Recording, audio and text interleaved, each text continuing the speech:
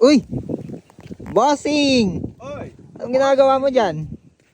Kakatapos lang kasi ng shoot namin para sa commercial ng Ducati eh. Ito ba? Ito ba? RS? Ginawa namin kasi ito ng solid na video kanina. Solid naman yan. Kakatapos lang namin. Napakaganda naman ng kinalabasan. Sana magustuhan ng Ducati Philippines yun. Ang ganda na ito, boss, oh. Ang ganda ng motor eh. Oo. Kaya dapat maganda rin yung shoot. Ang ganda din ng helmet mo, boss. Ay syempre, baka empty yan. Baka naman. Oh, paano? Sige, alis na ako ha. Ingat ka, boss. Ingat.